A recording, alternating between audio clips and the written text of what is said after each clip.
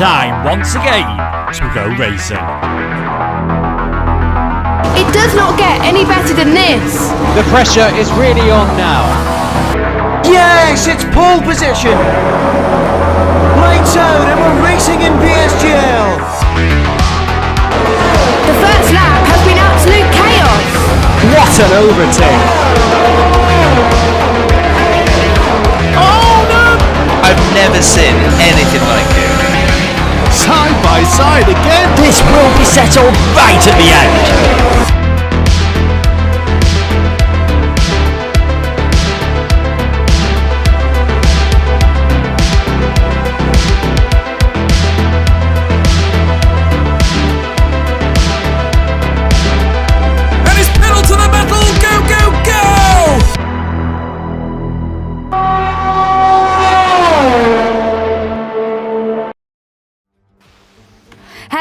Everybody, and welcome along to PSGL Season 30 on the F2 tier. This is the PC tier, and we head to the Circuit of the Americas tonight for round number 11 of the season.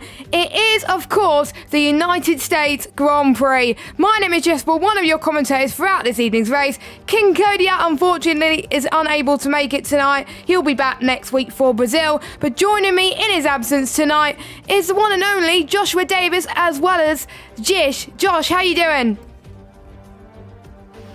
Yeah, hello Jess, welcome everyone to PSGL PC Tier 2. Yeah, it's an absolutely fantastic race we have along here at the United States Grand Prix. Just a fantastic race we had last night in F1 should be similar tonight to F2. A lot of things that can happen tonight. Of course, Jordan Poland, what am I saying? It's Simon Peregni, can take the championship lead away from Thomas Ronno, who's been promoted from F1, of course, this season. Can take the championship lead tonight with a good result, but obviously he has a few targets on his back alongside Luke Smith, who'll be trying to take his crown away as well. But it's going to be a very, very tasty one, and very split strategies as well. Mediums and softs can work, soft mediums can work as well. Medium softs look pretty decent in F1 last night, so that may be a few inspiring words for the F2 drivers today, but it should be an absolutely fantastic race.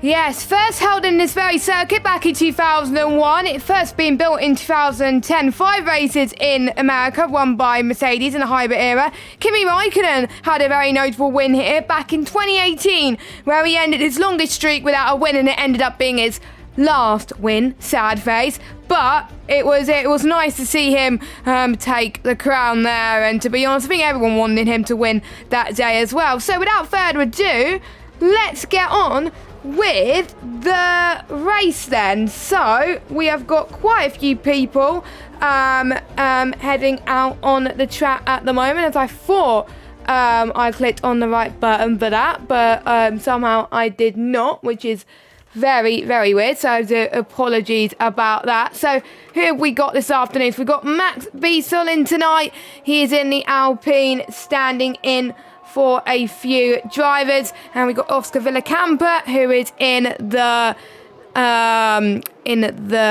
Aston Martin. We've got Jordan Poland in the Ferrari. We've got Primoz Makacic in the McLaren. We got Simon Peregni, our championship leader, in Alfa Romeo. We got Joost Noordijk in the Mercedes, as usual. We got Norbert Jacob in the Ferrari. Duncan Hoffland in the Mercedes. We've got Ismail Fazi, or Isma, that's it, Isma, not Is.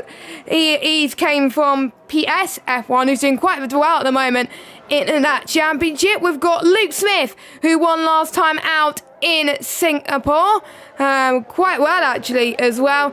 Interesting weather conditions which affected this man, Carter Lundy. Well, we fought for him.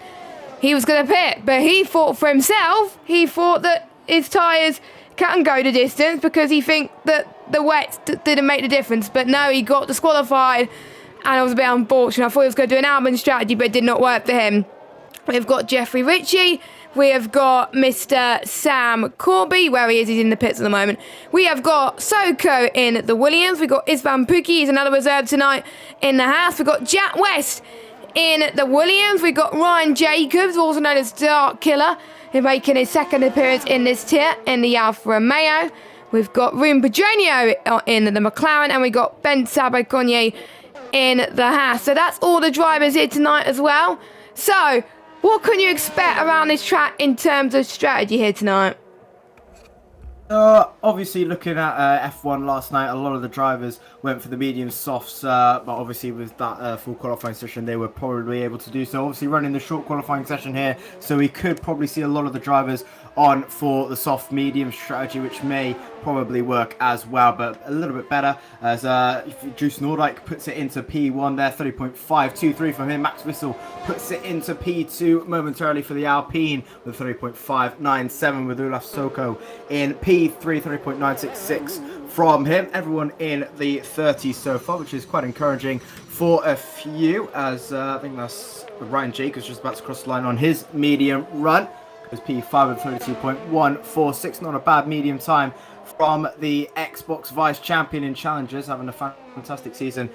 He did. Luke Smith puts it into P5 and beats Ryan Jacobs with 31.962 on his medium run, looking absolutely fantastic as he usually is. But yeah, I think probably a strategy around here definitely will be more lenient to the soft mediums instead of the medium soft, but obviously the bottom 11 probably will be looking to try and go for the medium softs. Alternate strategy. I've commentated on an Xbox race around here where they did the alternate strategy. It worked quite well, actually, and a certain Mr. Jack West was in that race that I commentated on just over a year ago now as well, as you don't want to be doing that on your in-lap at the moment. So, few corners to watch out for tonight, a few drivers to keep an eye on. Obviously, we will go through them as we go. Drivers obviously got to be careful with the wall on the pit entry because it can catch a lot of people out. It could catch me out when I was having to go at this track earlier. And obviously the run up to turn 1 could be quite tricky as well because it can risk into some instance. But without further ado, let's go on board with Mr. Jack West on a lap around the circuit of the Americas then. So heading towards turn 1 up the hill here as well. It can get very blinded at times, but not quite so at the moment because it's nice and evening here at the moment. You're going to be heading towards turns 2 and 3 into the S section. Get down to this bridge as well. It'll make the rear end snake through 5 if you get it wrong through the S section. And if you cut the S's too much, guess what? You will get a time penalty. Trail braking, I would say, is quite important around this track because if you don't trail brake around here, you're going to lose so much time. And, well, a lot of people obviously know about it in this tier because they are the second top tier. These drivers could be in F1 on their good day as well, as a few people have done this season already. Now, this is a very blind bit of the circuit where the sun can catch you out, so the drivers will need to know their braking references as quickly as they possibly can. This is the next DRS zone as well, where we can see quite a few overtaking moves into, I believe it's turn 12, heading towards turn 13, and Jack West has, unfortunately, he has been a naughty boy and has invalidated, so he's not going to improve, unfortunately. I think majority of other people on their outlets. No, Simon Peregni is on his lap. He's going purple in sector 1, looking quite decent so far. Yeah, Simon Perigny looking pretty decent at the moment. P2 in the standing so far. P1, if you like, as Thomas Ronha is in F1 now, in towards turn 7. Also in towards sector 2, and the long back straight awaits you in that Alfa Romeo car, where you're probably most likely to get all your overtaking done down this back straight. A brilliant part of the circuit. This is for overtaking, trying to get into the section with the DRS open if you can, and heading towards the left, cut as much as you can on that left hand side. That will gain you so much time. And purple sector 2 there for Simon Perigny, 1.2 I believe for the Alfa Romeo driver, rounding that double left hander. Very, very tricky if you do get it wrong and into the triple right-hander, as you like. Max Verstappen denied of the podium in 2017 after a interesting move down the inside of Kimi Räikkönen off track, which got him a 5-second penalty. Now into the final corner, Simon Perigny on his sector 3 flying lap. First lap of the day for Perigny, and across the line he will come to do a P5 lap of 30.760. Very close at the moment between the top 5, but there's still people yet to set representative lap times. We've got the Hugh Hasses going through the start of sector 3 now. We got Istvan Buki on his outlet, and we got Bente Sabagonye on his lap at the moment, going through these very tricky right-handers that follow after each other as well. You've got to really treat it as one turn as he's doing at the moment. And sometimes we've seen some big dive bombs back in the day in real life, people trying to do it there. Remember Daniel Ricciardo's done that quite a few times as well. And there's been many United States Grand Prix where only a few drivers actually started that race, but we don't want to go too much into it. Ben Tabaconyi then, P3 in the Haas, and then we've got, I think, a Williams.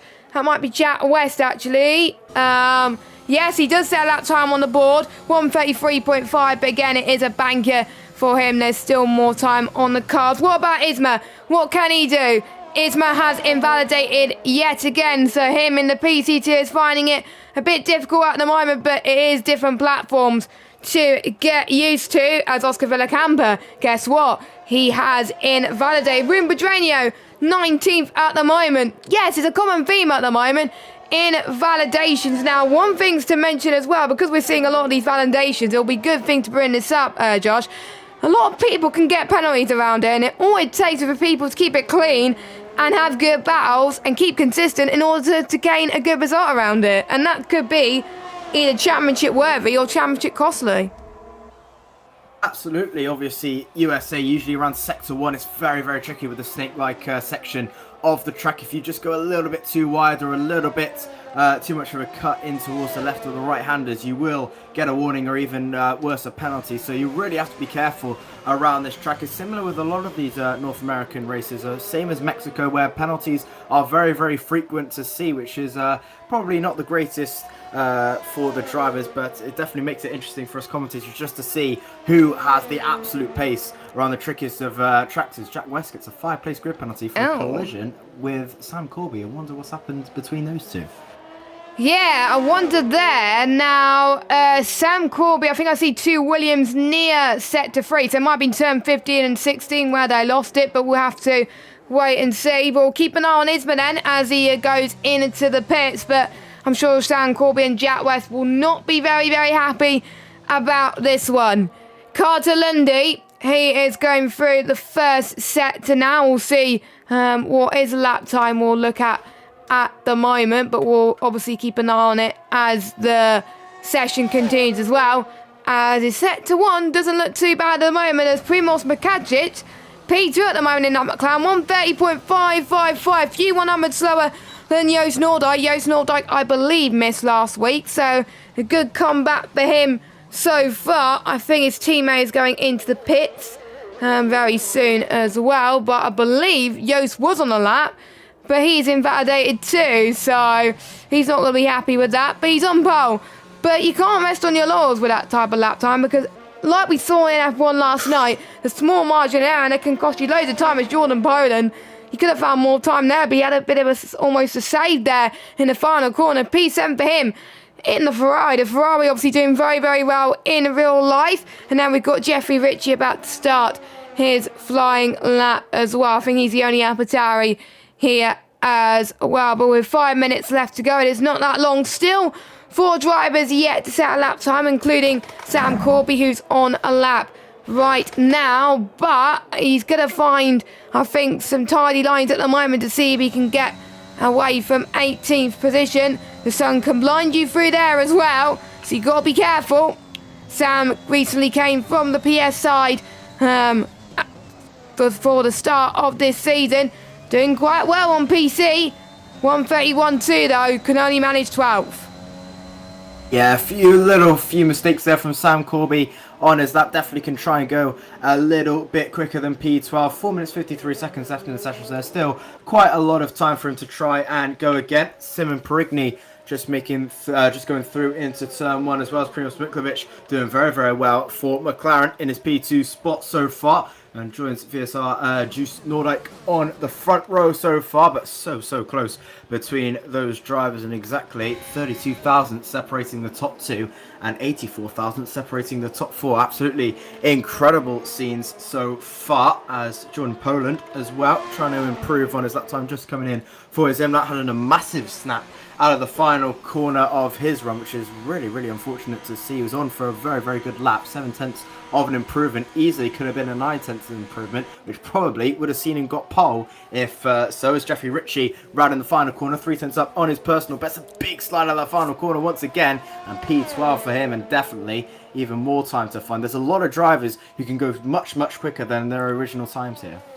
Yes, I think some of them have just been saving pace at the moment, or maybe like we seen last night, a few people taking a long time to warm up their tyres and get going, because it is a very tricky circuit, because they've got 4 rounds left, including this one, because obviously we didn't have Brazil due to the ongoing desync issue, so Brazil will be next week because the break week that the PC was meant to have is not going on, so they do have an extra week to gain as many points as they possibly can, but they've got to do well in United States as well, because they could be out of the championship fight if they're not careful, of course. Standings, unfortunately, haven't been updated because it's been a while, obviously, but with Luke Smith winning last week, he can climb his way up near the top if he gets another good result tonight, but he's only sitting in P14. I wonder if he's aiming for the alternate strategies. Everyone's going on their outlaps right now. Ruben Pedreño has fitted the medium tyres, so I wonder if he's going to be wanting to start on the top 10,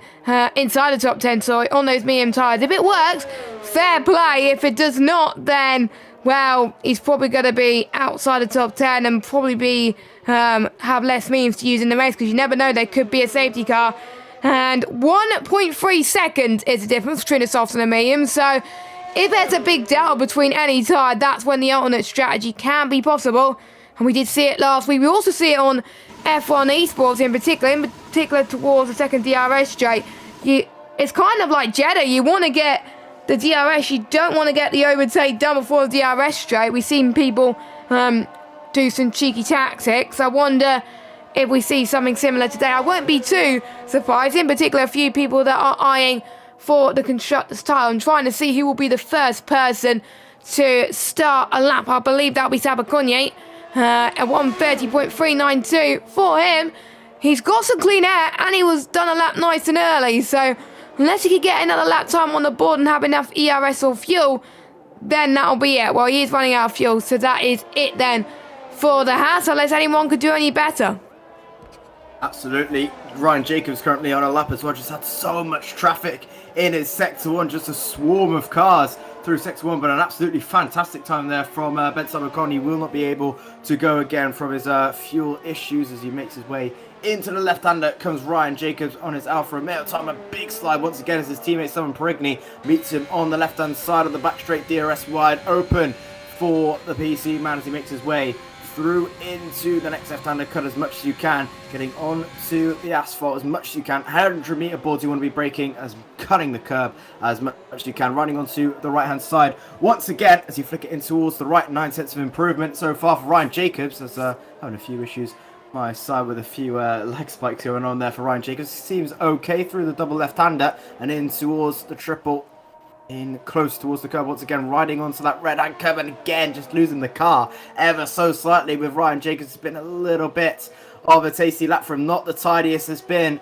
for Mr. Jacobs. He makes his way through the final corner. Comes the Alfa Romeo driver, DRS wide open. Where's this lap going to put him? And it puts him into P9 so far, but definitely on a cleaner run, and I think he'll probably be trying for another run, but running out of fuel. But definitely not one of the cleanest laps Ryan Jacobs have ever done, as Juice Nordike comes in to the pits to retire, so he's happy with his lap, not tempting to try and go for pole position. There is a lot of traffic in that final sector. Everyone is just weaving everywhere. Hopefully there's a gentleman's agreement between these guys, because we don't want a Monza situation, but luckily they have had a gentleman's agreement and they are going to be going back racing on their final laps then, as Jeffrey Ritchie not crossed the line in time. Same with Sabaconye as well. Ruben Pedreño actually just made it into the line in time, which is great to see. So he'll be the first person to set their final run. It will be Jost's teammate, Duncan Offland, up to the line. Let's see, what can he get pole? No, but he's just behind his teammate in third position. We've got the two Ferraris up to the line. Norbert Jakob in into P2. What about his teammate, Jordan Poland?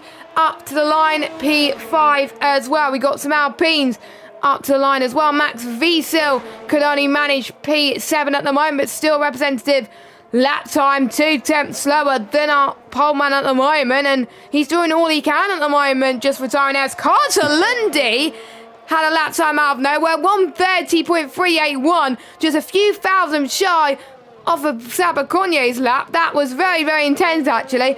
I know one person who wants to go quicker. That is our championship leader, Simon Perroni. He can't go quicker. P8, I wondered the pressure is getting to him. Where is Luke Smith? Is he on a lap?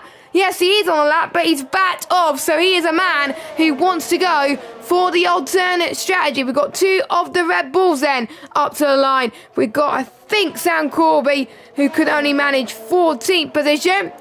And then we're Bedreni, the only 2 out of Oscar and Ruben to not set a lap time.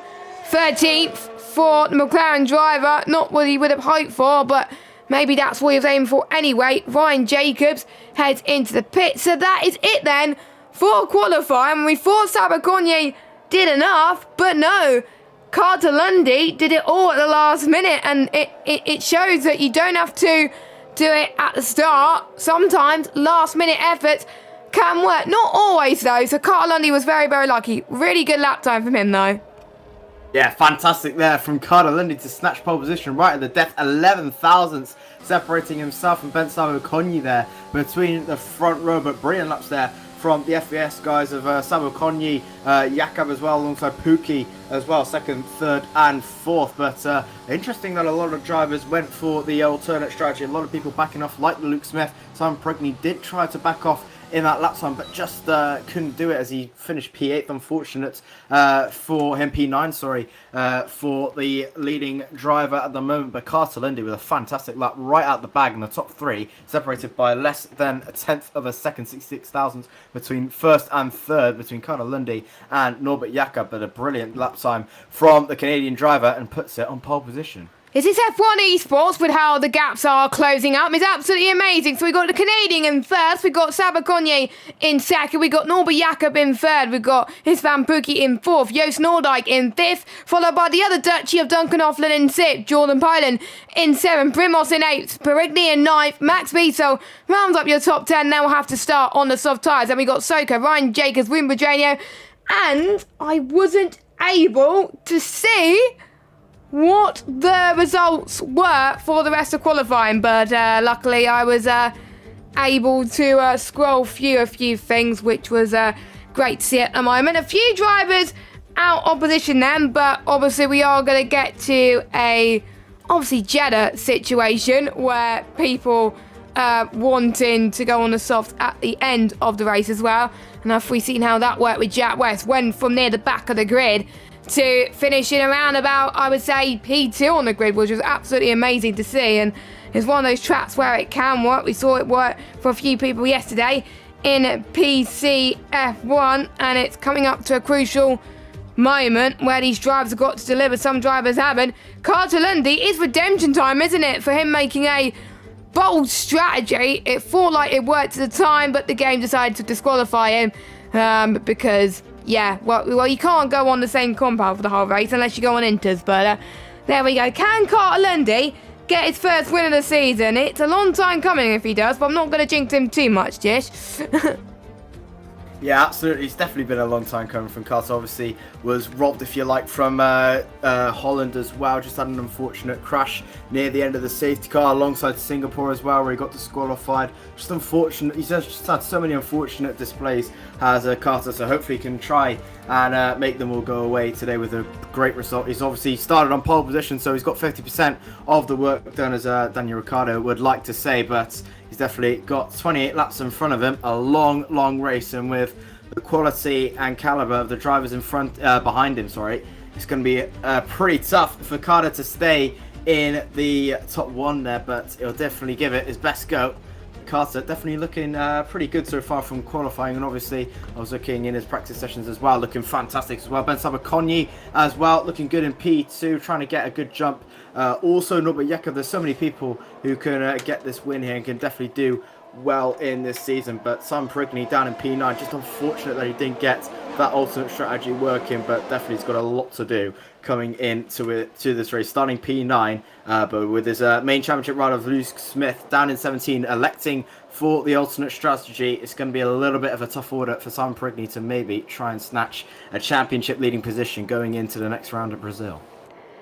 Yes, indeed, because Brazil always likes to throw crazy races as well, so you don't really want to be in the fight where you got too much pressure. You ideally want to be leading a championship and have less pressure because you'll have more chances to take the championship, to be honest, as well. As Joost Noordijk has left the session, unfortunately. Hopefully we can get him back very, very soon. But we are about to get underway for 28 laps of racing. Let us know who you think is going to win this race. It's a dry session for now. Everyone inside the top 10 on the softs, everyone outside the top 10, unsurprisingly, have opted to start on the mediums. It's either soft to mediums or mediums to soft here today. Who will come out on top with just 4 rounds to go of the PSGL PC F2 Championship? And after seeing what F1 had in store last night, I'm very, very excited for this one as we're waiting for the final few cars to make it onto the grid, as Jack West will be the one filling up the last one. So here he goes in the Williams.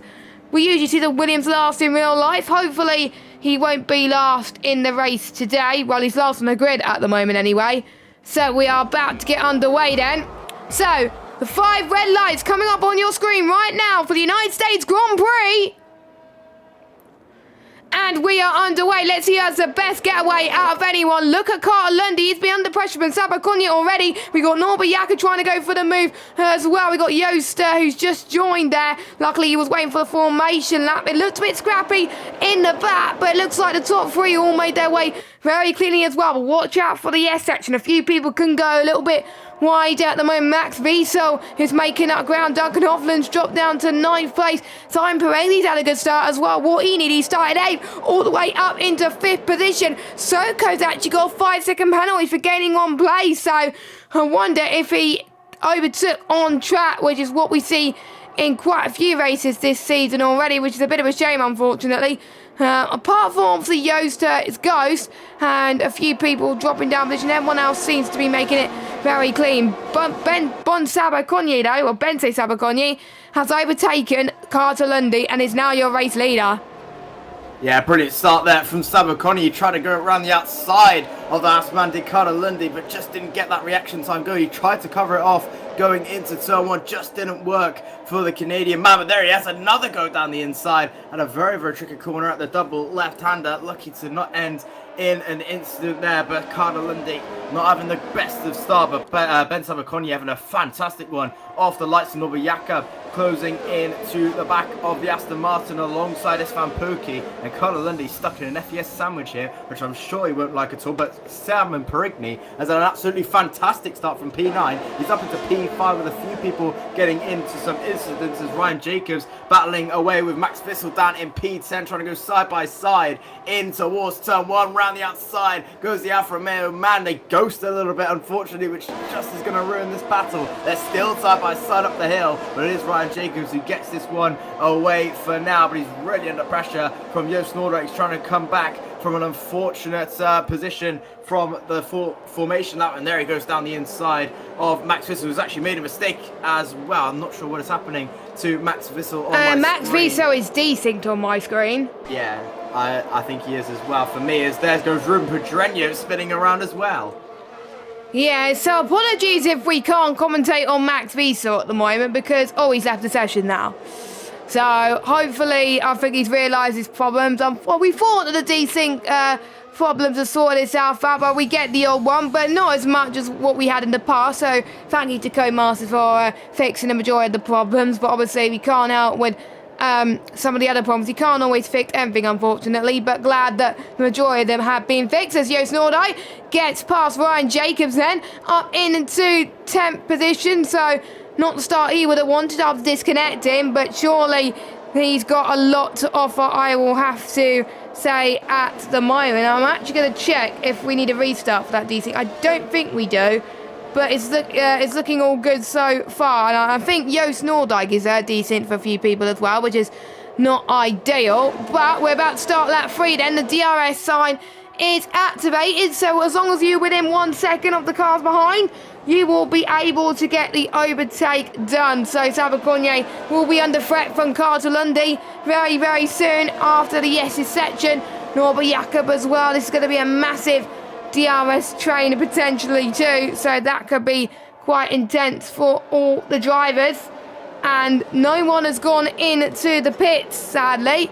Well, not sadly, in a good way actually, which is good. So no one has got any major damage as it stands, as Adele has disappeared off my screen, which is a bit of a shame now, but we can still see the battles up front. Norbert Jakob, we're looking quite close, but let's watch Carter-Lundy. He has the DRS, but with the slipstream, can he get close enough in to the end of turn 12? Then I don't think he's going to do it, but he's a lot closer than he was before. So Carter-Lundy stays in P2. Yeah, and with the help of DRS now on lap 3, it's going to be so much easier for Carter just to stay within Ben Sabaconye now. So he just has to stick within that 1 second and it should be fine. He just needs maybe around 5-6 tenths to just try and get an overtake done down that back straight. Azula Soko and Jeffrey Ritchie, I believe, is having a little bit of a battle for P11, trying to get around the outside. Does Ritchie not going to work, and does he have damage on that AlphaTauri car? He's losing a little bit of speed. I don't think so, just a little bit of a lack of pace so far. And there goes this mate Fassi down the inside of the AlphaTauri, forces him off the track. Does he get the job done? Just about, and the Red Bull driver sees himself up into P12. Jeffrey Ritchie not having a great race so far, but he's going to try one down the inside of the Red Bull once again. To me, to you, comes Jeffrey Ritchie, and this made Fassi, and this time he loses a little bit more, does Fassi, and he's lose 2 positions there as Luke Smith slots in down at the inside, but they still battle away as there he goes then once again. Fassi down the inside of Smith and gets the job done this time around. And it's a to me, to you between the top 12, well, between 12th, 13th and 14th there, with Jack West getting in the mix also, and it's getting a little bit tight down there. Yeah, I think I'm liking this midfield battle at the moment as well. The people near the front are trying to keep it calm and collected, but the ones in the midfield are the ones to gain the positions because they're really losing out in qualifying, but they are on the medium tyres and they will be faster a little bit later on. But look at that, Luke Smith is trying to fight back into the DRS detection point. This could be 3 abreast, as also Isma is trying to get Luke Smith back as well. His first race on the BC tier, and he's had so much confidence there as well. We got Luke Smith side by side heading towards turn 13 and 14 they go as well. He's got to hold his line going through 15 and 16, and we can see Jeffrey Ritchie taking the left hand side line as well. We got Jack West wanting to join in the fun, and we also got the other Red Bull as well. I wonder if the 2 Red Bulls will be working together. I really do hope so, as Carter-Lundy tries to close the gap between himself and Sabaconye as well. But the exciting battles are still going strong at the moment. Isma has broken out of DRS Jeffrey Ritchie, which is not ideal, as Isma now tries to close in on to Soko in 11th position. But Luke Smith could get Jeffrey Ritchie once again through turn 1, but Jeffrey Ritchie saying no, you're having none of that, as they head towards the S section once more, as they clip the curb as well. Trail braking, like I said, very important. Jeffrey Ritchie is harvesting a little bit. This could take Luke Smith unawares and have a huge advantage on his race, as he's fine on his DRS now. There's Jeffrey Ritchie as they go down the hill then. I thought Luke Smith was not going to go the overtake there, but he does. But I don't think he's going to have DRS. So Jeffrey Ritchie, this could be his chance. But Jack West did get past Jeffrey Ritchie in that corner, so this could be Jack's chance. Yeah, absolutely. So Jack West doing very, very well, and he's almost got a run of Luke Smith there. He does have a run of Luke Smith, just deciding to shut that DRS off, not looking for a move down the inside. He's going to have to wait his turn ever so slightly on Luke Smith, but Jeffrey Ritchie not having the greatest of races so far. Just seems to be lacking a little bit of pace in the corners. Just has to be really turning that wheel quite a bit, which is quite interesting on that AlphaTauri. And there goes down the inside Sam Corby out of nowhere. That's a very audacious move from the Red Bull, seizing it down the inside. A little bit of contact made, but aggressive but fair from Sam Corby. A brilliant move from the Red Bull, and Sam Corby up into 15th. A brilliant move to take Jeffrey Ritchie off of 15th, and a fantastic one to go for Sam Corby, and he's moved himself up to 15th and now can try and stick with Jack West, Luke Smith and Ismail Fassi. Yep, I think this could be a really, really good fight that will go on and on and on then. But what about the fight for the leaders? Sabaconye that still leads from Carty Lundy in second position. But we got Primos in 8th position trying to chase down the Mercedes of Duncan Offland. And we're in a Mercedes sandwich right now as McLaren. Not where he wants to be. And I know Primos has said in the F2 chat that he's been suffering desync from Yo. So at least he's got past him at the moment. So he's going to try and get past the other Mercedes as well. Doesn't quite do it for now. I think we're seeing it like we've seen in Singapore for some corners. They just can't get past because they're in a long DRS chain. But Duncan Offland almost got past his BSR compatriot of Jordan Poland. He wasn't able to do it at the moment though, and he'll probably get to a point when will the drivers pit. I think it will come down, they will get the undercut and overcut, and whoever is ahead then, they may stay ahead for the rest of the race unless they can make the strategy work when they go through the detection points and through the difficult right-handers of turn 13 and 14 and turns 15 and 16 at the moment. We've got Soko, who's got his first penalty of the session, obviously, for corner cutting quite substantially earlier on in the race. And we're already seeing some time marks. Right now, it's Van Pookie in 4th position. He's had a good race so far, but is he going to close in on Norbert Jakob ever so slightly? No, not quite. The race has calmed down just a little bit. No, not quite. Duncan Offland gets past Jordan Poland then. He needs to do it right here and right now, and he's done so before the S's section. We can see Jordan Poland is getting brilliant speed on traction on the S. He looks a bit more comfortable than Duncan Offland, so I wonder if Duncan Offland has got a bit more straight line speed at the moment. So we could see a ding-dong battle between those two as well.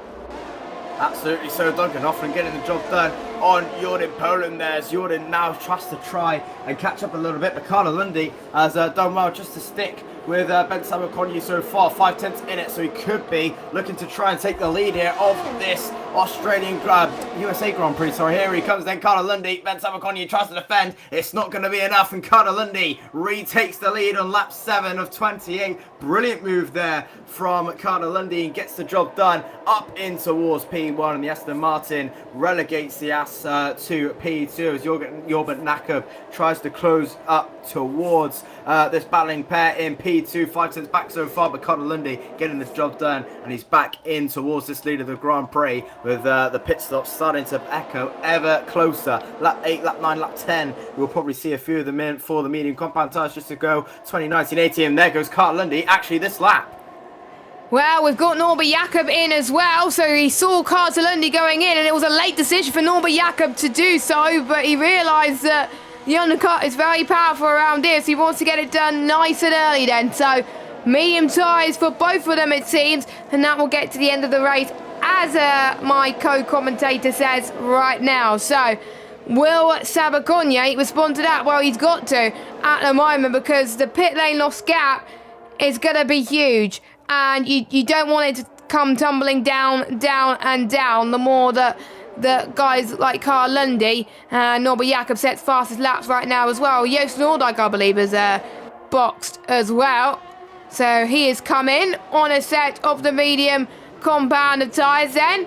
But there was a few people that left it late, I think a few weeks ago, when we were last in PC as well, and didn't quite work out for them. But we will see if it works out for them today as well.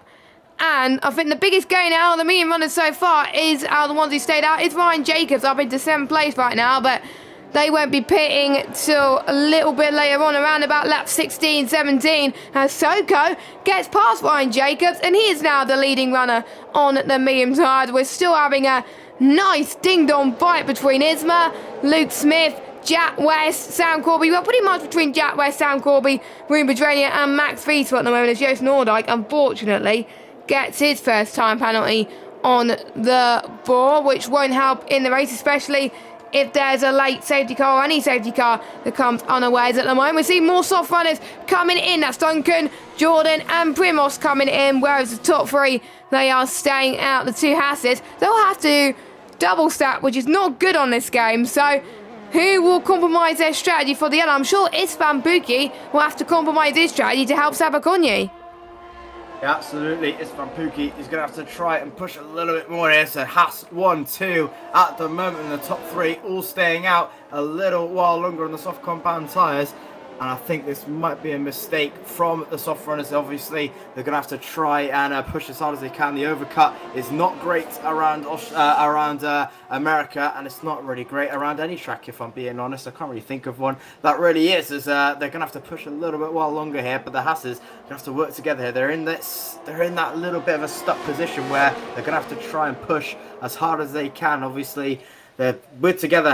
None of them have pitted yet, so they're going to have to work together a little bit. As I say, working together. Istvan Pukki round the outside of his teammate, and they do go to battle a little bit. They're not working together at all. Down the inside goes Pukki. Not going to think about it this time around, and Ben Savaconyi just holds on in there. And Simon Perigny, surely he's going to be licking his lips in a minute to maybe try and have a look on one of the insides of the Hasses, and maybe if they try and hit each other, then Simon Perigny is going to have to think thank you very much and gets the job done. Well, the two Hasses, they can't afford to scrap like this because Simon Perigny can see them in their mirrors, and to be honest, Perigny's having none of that. He's coming in then, and so is Savaconyi. So Pukki is sacrificing the strategy like I was saying earlier, so Savaconyi could do the undercut. So what is it going to do to the likes of Carl Lundy and Norby Jakob, who pitted a lap ago? They're coming towards the start-finish straight now. That's how much time the guys have lost staying out. The ones who have come into the pits, they've gained so much time, and they're not in this train anymore. Savaconyi is not in this train anymore for the race lead. It's 1.8 seconds, and Duncan Offland almost got ahead of Savaconyi. So, yeah, what's that going to do for Istvan Pukki? He's going to lose a bit of time as well. Jeffrey Ritchie drops down to 90. He's on the softs, so he'll have to come in again. I think he's going for a two-stop strategy, which is not ideal around this track. But then after Pukki comes into the pits, it will be Soko that leads this race. Not your net race leader, though. Your net race leader will be Carter Lundy. But right behind, right in front of Carter Lundy is his teammate, though. So that is probably a big sigh of relief there. Yeah, absolutely. So Sam Perigny and Jordan Poland actually just in the background having a massive battle through sector one. They're almost looking around each other as Sam Perigny is now going to have to defend from Primoz Mikljevic down in P17. They go side by side. Perigny is going to have to defend again. Primoz Mikljevic just thinking better of it, but a great strategy call so far then by Savaconyi as he makes his way into a net P3, but he's in front of the likes of Hofland, Nordyke, Poland, Perigny, Mikljevic as well. So they two are all battling away pretty hard at the moment as yellow flags, and that is Sam Corby round near the final corner, I believe. I'm not quite sure how he's binned it, but he's binned it somewhere just behind the penultimate corner and comes into the pit lane. Unfortunate day there is Ruben Pedreño also retiring corner lit a day for the McLaren side. Not great day for him today, but looking pretty tasty, this battle going on as once again it's Pukki trying it around the outside of Jordan Poland. Jordan Poland getting the job done as also I think someone else coming into the pit lane. That might be Istvan Pukki just coming out of the pits actually. Yes, because he had to wait for his teammate to come into the pits, and he's all the way down in P13. He's down in a net P7, and he could have been a net P5, but he's not because Joost Noordijk's ahead of him. Now Jordan Poland as well. So he's got a lot of work to do. Don't forget the top 10 at PSGL do score points. And it's still a long way to go. We've still got the medium runners to pit, and they can change the race massively as well. Soka being the one who's leading that, but he's got a time penalty. So Ryan Jacobs could be the one to spoil the party. So he's got to make sure he closes right in. Another yellow flag in sector 2 somewhere, and that is the AlphaTauri. That might be Jeffrey Ritchie. It is Jeffrey Ritchie because he's the only AlphaTauri. So yes, his day has gone from bad to worse. Sam Corby having a bit more issue at the moment. Savaconyi is trying to get past some traffic there in the background as he gets past Oscar Villacampa. So did Norby Jakob, and so did Carter Lundy too. So the ones who are just pitted, they're going to find it hard to get past him, but they got past the ones who stayed out, of course, so that shouldn't be too much of an issue. Jack Rest not having the best of races so far. Finished in last at the moment out of the alternate strategy runners, but he's having a nice battle with Luke Smith. We've seen that in Jeddah as well, and a few races I think in last week as well. So it's nice to see that as well, having both of them having similar pace right now. Even though they're in the middle of nowhere at the moment, the race will come at them when they pit onto the soft tyres with not very long to go, actually. This race has gone very quickly so far.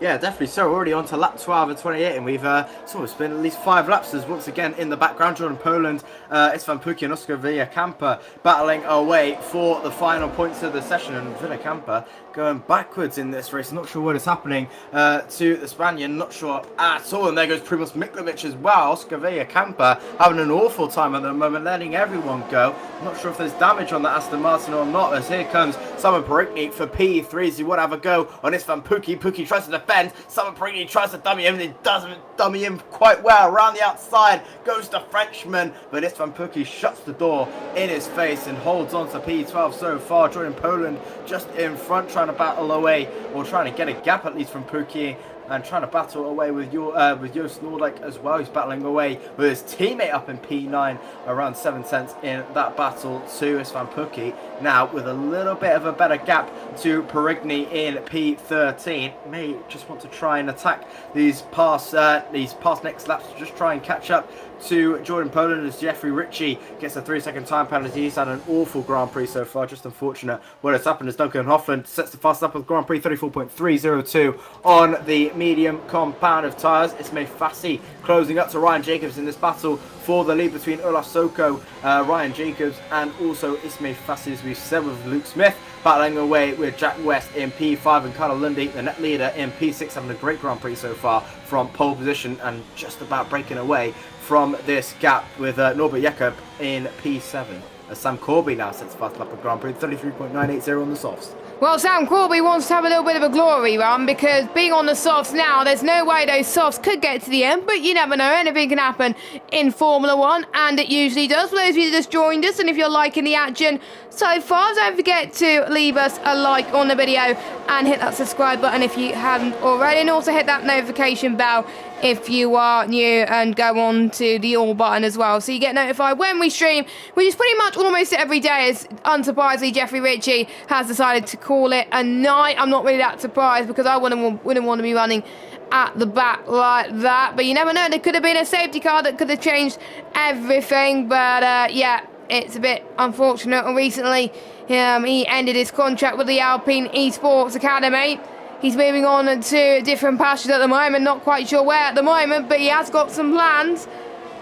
So I wonder what plans he has got, but his plans, what he was meant to do in this race, unfortunately did not work, unfortunately, as well. So we've got some interesting battles up front then, as Carter Lundy does get past Jack West then.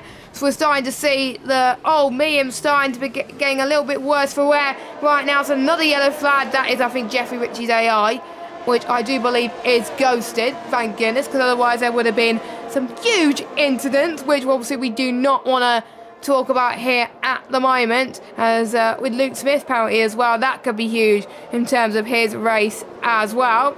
So as they head towards turn 7 and 8, we've got Sabacornier trying to get past the traffic as well. That's not going to be good if he does not get past, because Carter Lundy is pulling away, and this could mean anything in terms of the battle for the win, as we have a Ferrari that's gone a bit wide into turn 10, 11. That is Jordan Poland, actually, but he's lost a bit of time, but he's catched up again to Pukki within DRS. We've got Isma, actually, that almost got past Ryan Jacobs, and Sabacornier eventually gets past Jack West, but Jack West is still fighting him.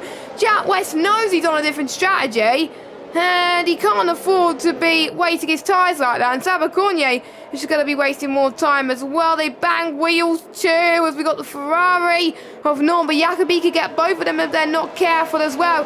Past 16 and in towards turn 17 then as well. I think Sabacornier just has the edge there, but Jack West just can't afford fighting like that when he knows he's got a pit in a few laps' time. Yeah, definitely so. I think probably the reason Jack West and Carl Lindy obviously in the same esports team with Parnell Racing, probably a bit of friendship there between the two. And speaking of Carl Lindy, he's trying it around the outside of Luke Smith as well, just a little bit too far behind this time around as Norbert Jakob this time dives it down the inside of Jack West, and Jack West tries to defend again, just not happening at all. Meanwhile, Duncan Hoffman is next on the hit list of Jack West. They make their way through sector 1 now, winding right-hander coming up to Duncan want to try anything down the inside? Surely not down there, and he definitely doesn't want to risk anything at all. Through the right and hop on towards the left. He's already pushing Duncan through that corner, and there he goes down the inside. Gets the job done. Hoffland up into P8, and Jack West is going to have to try again somewhere, but he has to pit once again in a matter of laps. Ismail Bassi in P3, trying to close up to Ryan Jacobs, and Ryan Jacobs closing up to Olaf Soko. Does he want to try it down the inside? No, he doesn't. Ismail Bassi has a look down the inside. Once again, can't do anything about it. Samuel Cognier gets the job done on Luke Smith as well, and Carl Lundy gets the job done on Luke Smith as well. Norbert Jakob with a 3-second time penalty. That's going to hurt him. He's in the battle for this lead as well. Sorry to cut you off, this man. Ryan Jacobs are battling through turn 15 and 16. They were battling through 13 and 14 as well. This is full position because both of these drivers have yet to stop in this race. Ryan Jacobs, who was on the Xbox side, Isma on the PS side. The battle between consoles then, they're all on the same platform at the moment, as Ryan Jacobs gets a penalty. This is huge. This is good news for Isma. You maybe not want to be fighting too much, as Jack West is the first one on the alternate strategy to trigger the pit stops then. So he will be going on to the softs. Oscar Villacampa does the same thing. Hasaba Cognier goes and takes the race lead, the net race lead from Carter Lundy into turn 1. Brilliant move from him, but I know Carter Lundy would want the DRS so he could get the move done. Anyway, this superb battling at the moment. We had a quiet middle of the race between these two, but since their tyres are a good operating window at the moment, this could be very, very huge for them. So we've got 3 drivers now on the soft compounder tyres then, and we'll see the top 3 go onto the softs very, very soon. Will they be able to climb up to near the front, or will they have to settle for the lower points? We will have to wait and see. Carter Lundy's actually running out of hers, actually, so that is not ideal. I'm looking at Sabaconier's ERS, and he's doing absolutely fine. So, oh no, that's Ismo who's doing absolutely fine. Well, Sabaconier's doing absolutely fine anyway, but Carter Lundy could try and fight back into turn 13 and 14. He maybe might wait until turn 15 and 16. He's going to be a bit patient, is Carter Lundy. Oh, is he going to do a dive bomb almost? Is he going to try and send it up the left-hand side then, in towards turn 16 and 17? He almost did. Oh my god, that gave me a heart attack, this Carter Lundy there as well. But he's got to save his ERS, you know, because Sabaconnier, well, Bensei Sabaconnier, has got a lot more. Yeah, absolutely, as Luke Smith dives it into the pit lane. Very, very audacious from Carter Lundy there. He's got another DRS straight to try and get it done. He's got 2 actually. There he goes again down the inside. Goes the Canadian on the Hungarian, and Ben Sabaconnier just says, see you later, I'll do a switchback. And Carter Lundy getting way too desperate here down the inside. He's going to have to wait for the DRS straight on the back straight. He's just a little bit aggressive like Max Verstappen, if you like, in this race. And just Carter Lundy making the wrong choices so far about diving it down the inside. He's going to have to wait patiently, as now this is dragging in Norbert Jakob into this race, obviously with a penalty, and already Carter already on the brink of losing DRS. He's about 9.5 tenths back on the Hungarian at the moment, and rounding the left-hander. He's now out of the DRS. Keeps it anyways. He did hold the DRS line, but now he's pretty much flushing out of the DRS line. Yes, and this will give Norbert Jakob an open invitation, and even though he's got the penalty, Carter Lundy is harvesting. This is not good. Norbert Jakob isn't, but he's almost running out of ERS, so they're pretty much an even playing field in terms of ERS, but Carter Lundy has just got to find the time now, find the pace to get winning that DRS trains, otherwise he's going to be in a lot of trouble. Still 3 drivers yet to pit though, but still it's going to be quite a bit of a train still to unfold. We'll look at positions gained in just a few moments time, but it looks like the soft runners are not making any inroads on the medium runners as we speak. Obviously Luke Smith leading the soft runners right now, as Soko and Ryan Jacobs go in. Is Isma going to be doing the same? No, Isma stays out then. Isma stays out, so it just leaves the pretty much the top 2 to be fighting, and Sabaconnier could get Isma anyway on track anyway to take the actual race lead. Has your predictions changed in the chat, guys? Let us know. And someone was asking if it's Van Hungarian. I think he is, which is great to see. So Ryan Jacobs comes out on the softs in the alternate strategy race lead in a way, but not the race lead yet, because he's got an uphill task to do so. And Isma's just going to lose so much more time, but he's picked his own fight and has let Sabaconye through up into the race lead. Simon Peregni, he started 8th. He had a good start, but it's not coming his way at the moment. Ideally, he wants to be in around about P5, P4, P3 area, but he's not. As Isma, well, defended from Sabaconye there, which you do not want to do. We've got Isvan Pukki, who's trying to get past Joost Noordijk, but we've got the two Mercedes fighting every tooth and nail at the moment. And to be honest, I think Toto Wolff must be feeling very worried right now. It's almost a Carter Lundy dive bomb from Isvan Pukki. Almost made contact there. That is given Joost Noordijk so much time lost for him, and that's not ideal. And that was so close there, but unfortunately Joost Noordijk couldn't get past Duncan, and Pukki saw an opportunity, an open invitation, and stayed in 6th position. My oh my, we could be in for a crazy finish. Make sure you stay until the end of this race, because these positions that they gain, this could decide whether they're in the championship fight or not.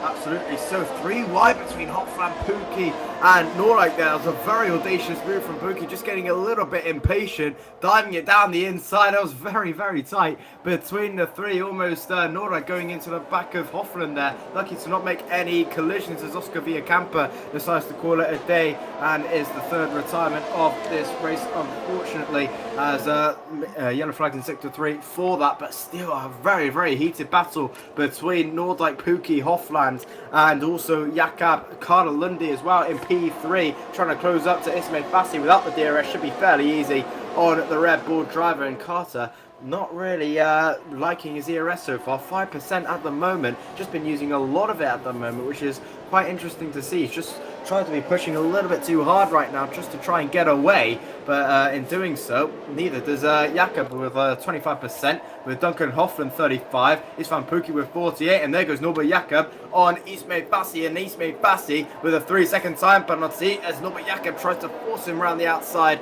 and gets the job done anyway. And Bassi is going to have to try and pit this lap for the soft compound tyres. Obviously he's yet to pit, and there he goes into the pit lane now for Red Bull.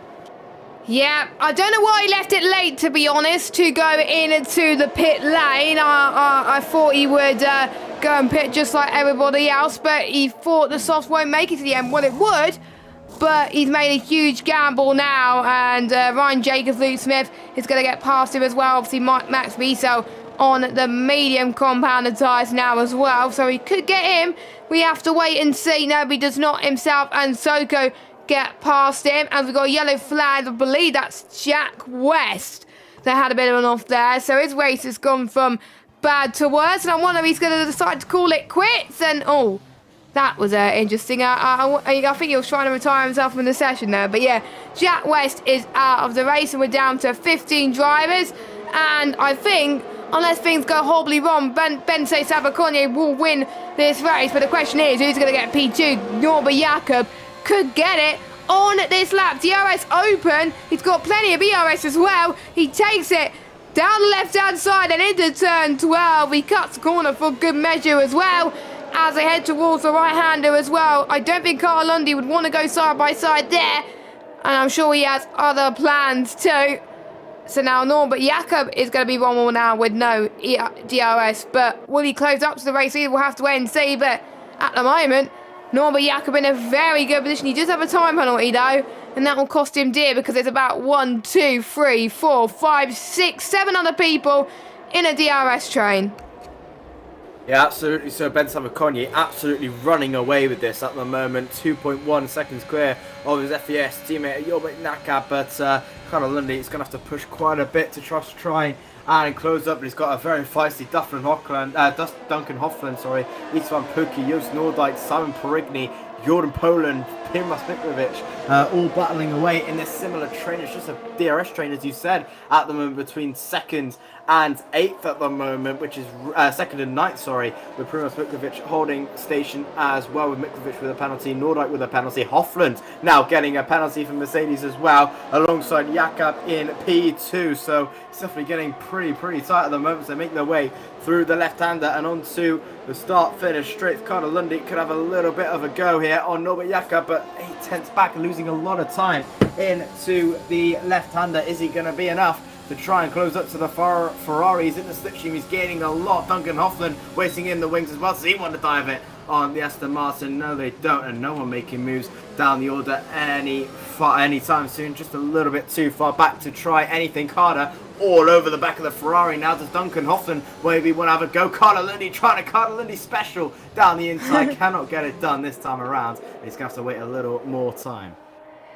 Yes, I think this is going to be the patient game for these three drivers as well. And enough about not pushing their tyres. They need to be saving their tyres as much as they possibly can, which is going to be hard in a battle like this. We had drivers that have had poor races.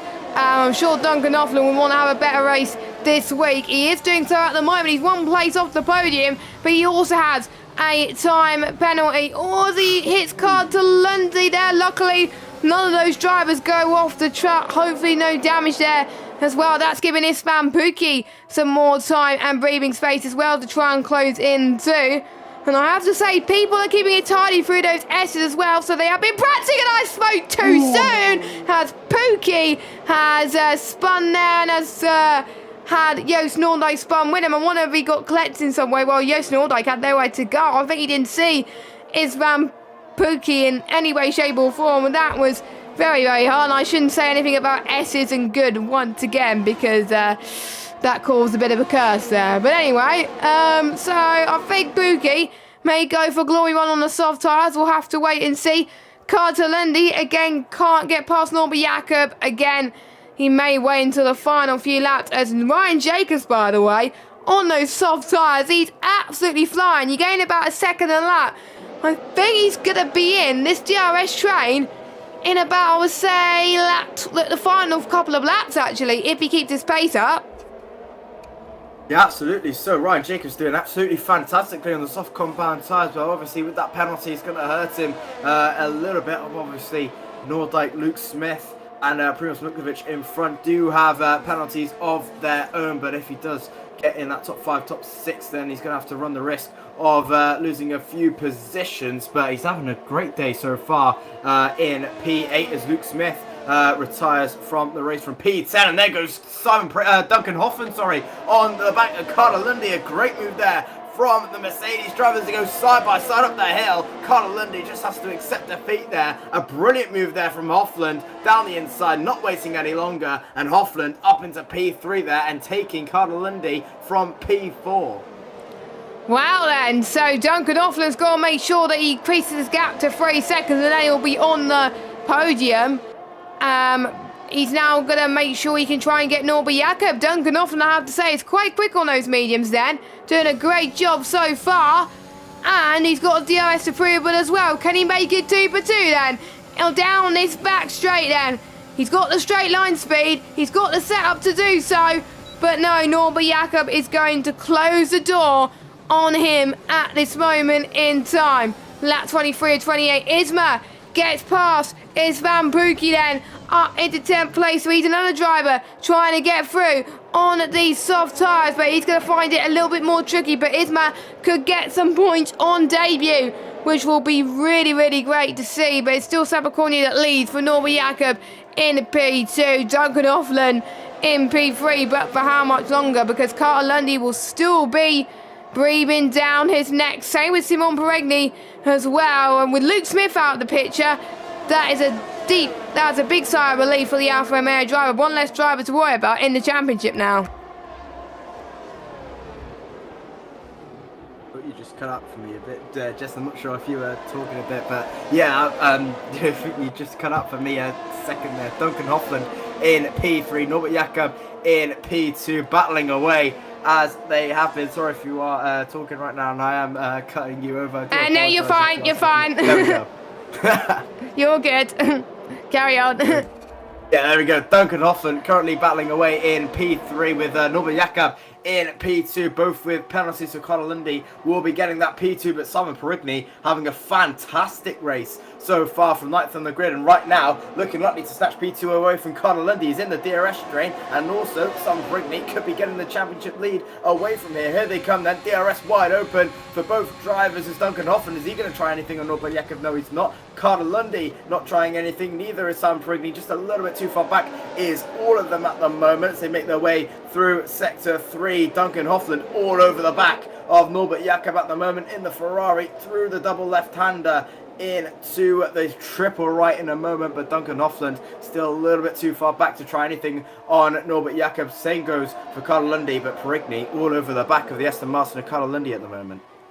Yes, I think Carl Lundy must be feeling very worried that he's got more drivers breathing down his neck. Jordan Poland, by the way, fair play to him. He's got no penalties to his name, and he could snatch a very good position out of all this as well. And like we said earlier, at the start of this race, if you can hardly get any penalties around this track, it could come towards you. And we've got 4 laps to go of this United States Grand Prix, and we could still see a twist in this tail right now. The order that you'll see on track, this might not be the order you'll see once they cross the line. You'll never know.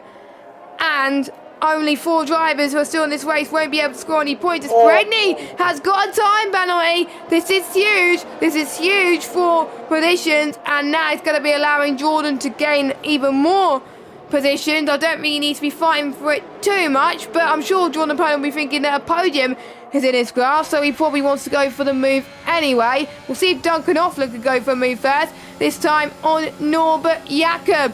So there he does get past Norbert Jakob then, quite comfortably actually, up into P2 of this race.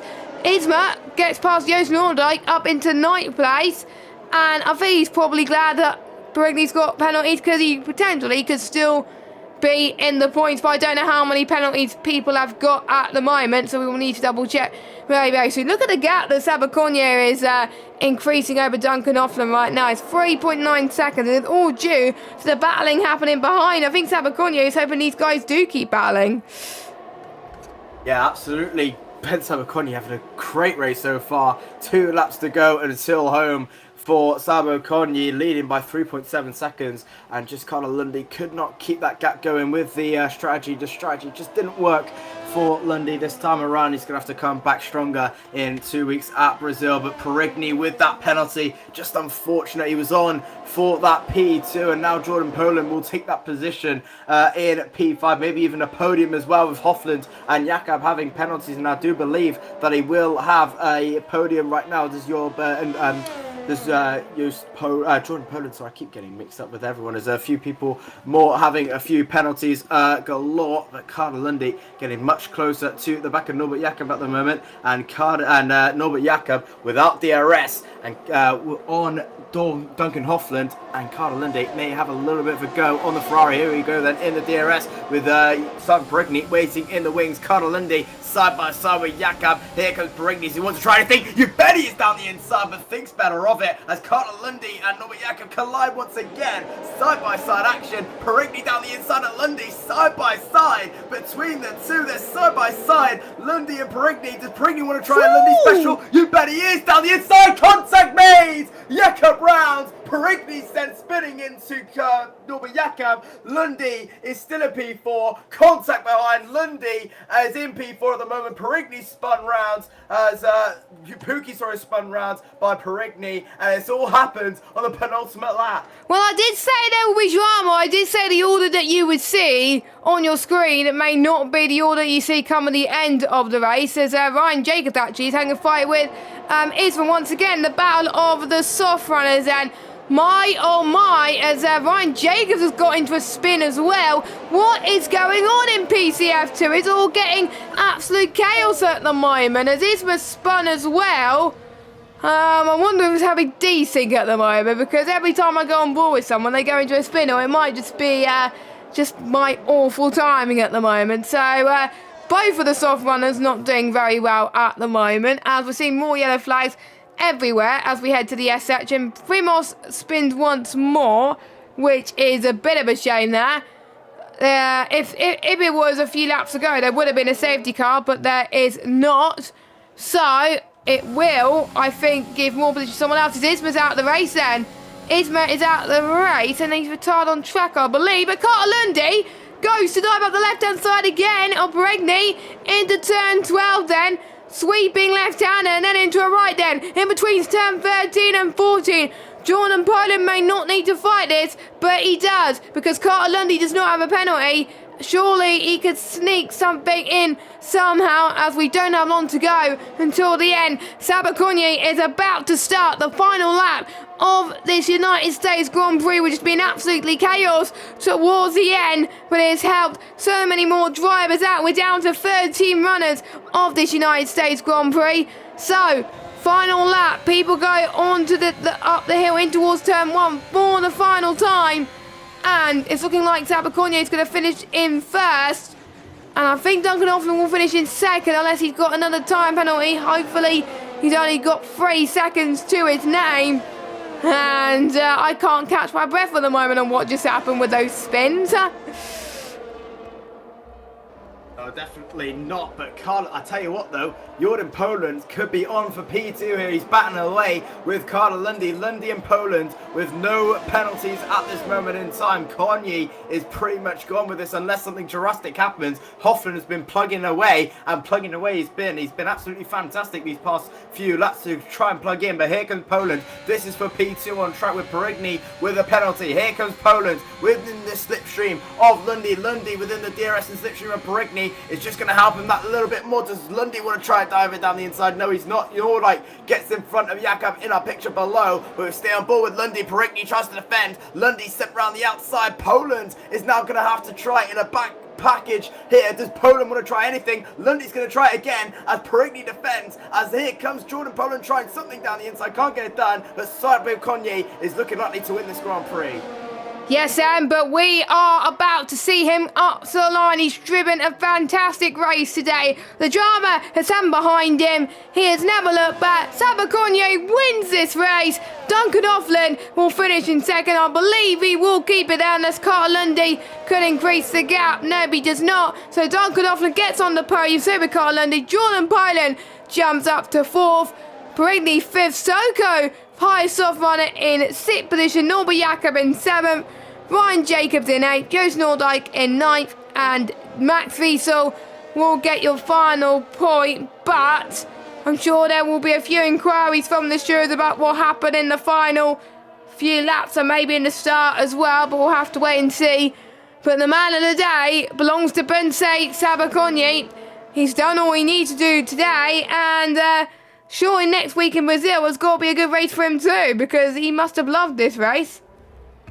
Yeah, absolutely a fantastic drive there from Ben Sabaconyi. Great to see him on the top step of the podium. Duncan Hoffman, if he had a few more laps, then he probably could have got that win without the penalties applied. Hoffman was the driver of the day, definitely so to me. But what an absolutely fantastic drive from Conye there to take the top step of the podium. Carter Lundy just holding on there in P3, just didn't really work out for him with the strategy today. Just a little bit of a few aggressive moves as well, but you're gonna have to do that if you want to try and get as many points as possible here. But Carter Lundy in P3, Duncan Hoffman P2, Ben Sabaconyi taking a great job to take the win here in P1, with Jordan Poland just about failing to get that P3 spot in the end with Sam Perigny in P5. I do believe he will still take that championship lead nevertheless, but what an absolutely fantastic try from Ben Sabaconyi to take P1 tonight. Right, so let's go through your final order then, or your provisional order at the moment then. So, Sabaconyi P1, Duncan Hoffman P2, Carter Lundy P3, Jordan Poland P4, Perigny in 5th, Soko in 6th, Norbert Jakub 7th, Ryan Jacobs 8th, Joost Noordijk in 9th, Max Wiesel in 10th. And then people outside the points but still finish are Sam Gorby, Isvan Puki, Promos, Isma, and then your DNFs are Luke Smith, Jack West, Oscar Villacampa, Jeffrey Ritchie, and Ruma Bedrenio. I believe Ruma Bedrenio retired on during the first few laps then. Hopefully we can get people in for interviews. But you did say Duncan Hoffman is your driver of the day. Has that not change there, or do you think someone else should get? But I think Duncan drove very well as well today. He deserves my honourable mention by starting. I can't remember where he started actually. He started in P6, went all the way up into P2. So I don't think he was expecting that. But obviously with challenges out of the way, he could just focus on the PC side and do what he needs to do, because he's driving phenomenally on PC at the moment.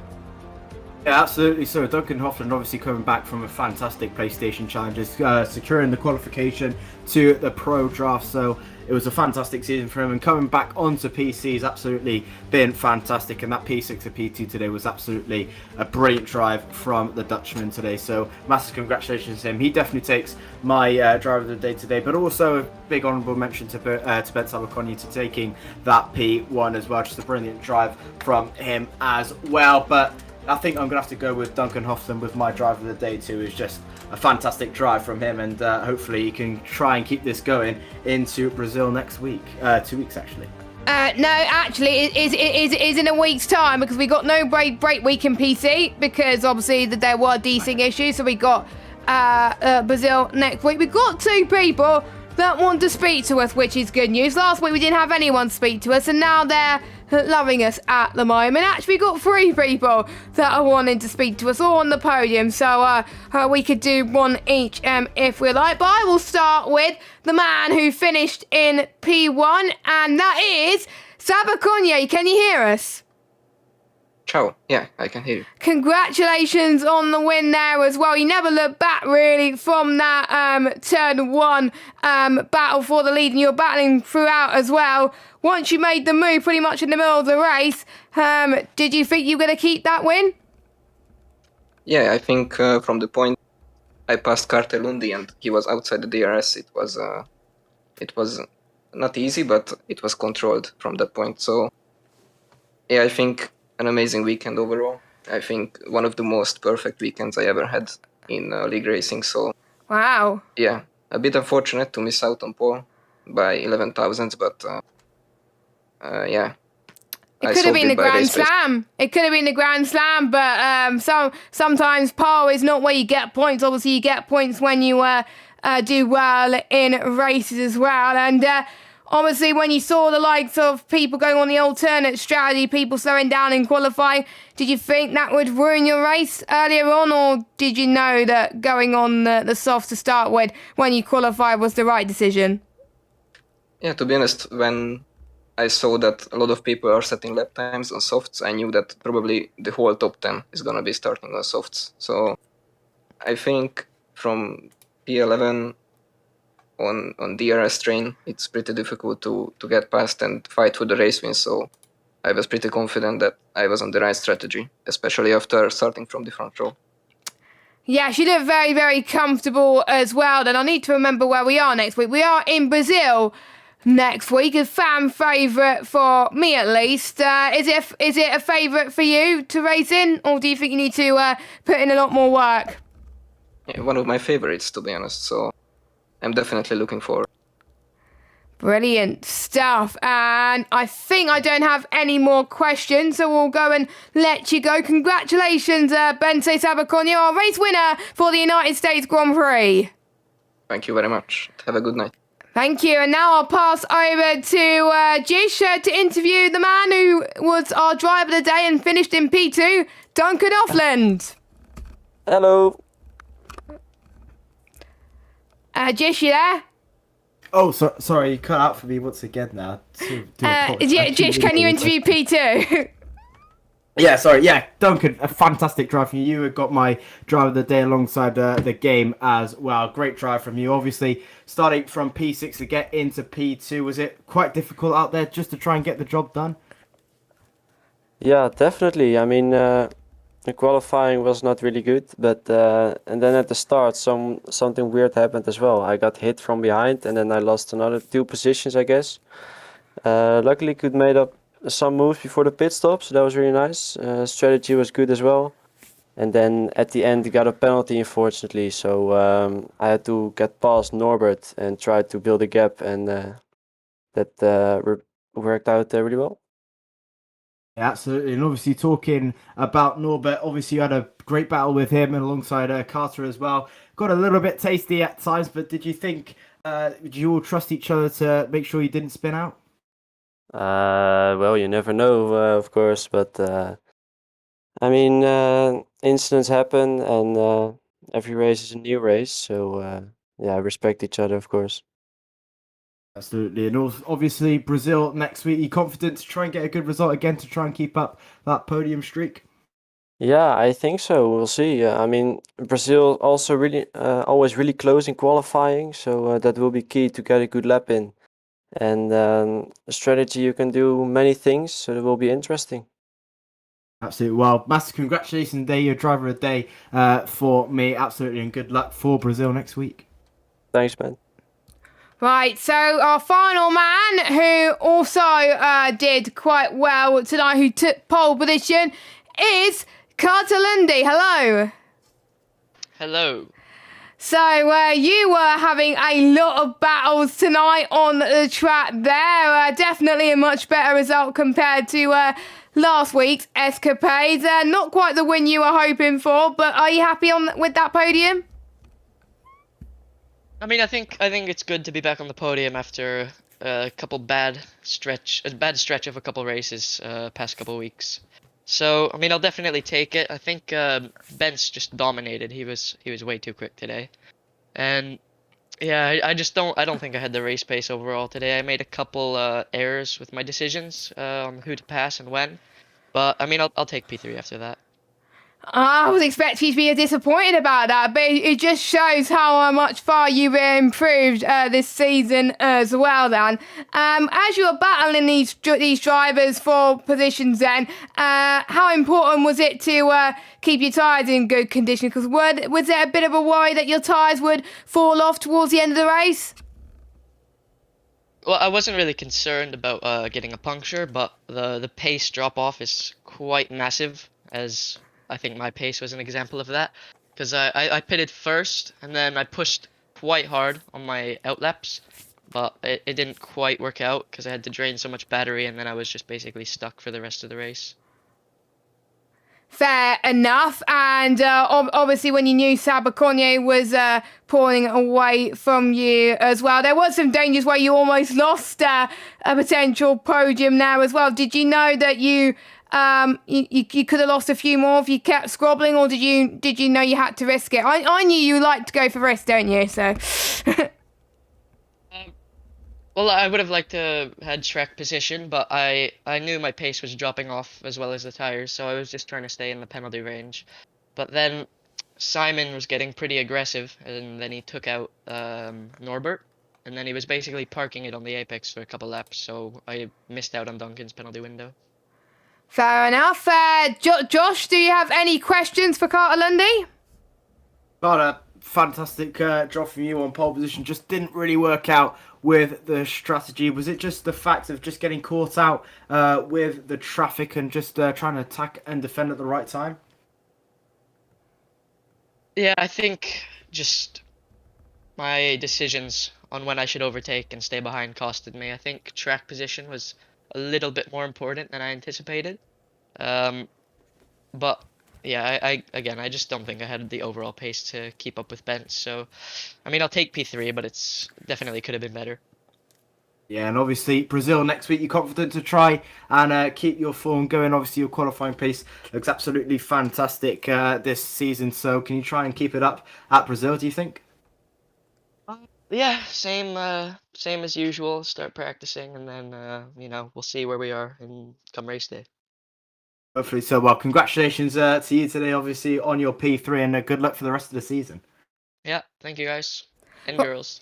Thank you, Carter. So he finished P3, and thank you to all of our drivers on the podium for in being interviewed today. It was nice to talk to every single one of them as well. It was great to see, nice and bubbly as well then. So, unfortunately, that's all we got time for today's United States Grand Prix, and that rounds up all the PC action for this week. And I'd just like to say, Josh, thank you for joining me this week and stepping in for King Kodak. Did you enjoy your first stream over at PSGL? Yeah, absolutely. So it's one of the best leagues in the world, to be honest, PSGL. So it's a massive privilege to commentate over one of the best tiers on the game. So it's a really good privilege. Thank you for inviting me. Thanks to Connor for the opportunity as well. Thanks to all the admins. So hopefully we get to do this again sometime, but we never know. Yeah, you never know. Indeed, Kincaid will be back next week. If you want some more United States Grand Prix action, don't you worry. PSGL has you covered on Sunday. We have the lower PS tiers being streamed then as well for their USA action. And then on Monday, we have the top PlayStation tiers ranging from F1 to F9. F1, of course, commentated by Luke Etheridge and Mr. Aidan Carter at 8 o'clock. So make sure you tune into them then. But for us, we'll be at Brazil next week, same time at 8 p.m. UK time, so we will see you then. And also we've got PCF1 in Brazil a day before us with Ginger Andy and Dan Bill taking you through the action there. So I've been Jessica Ball, Jish has been Joshua Davis. We will see you, well, I will see you alongside Kincaid next week for the Brazilian Grand Prix. Until now, have a good evening. Bye bye.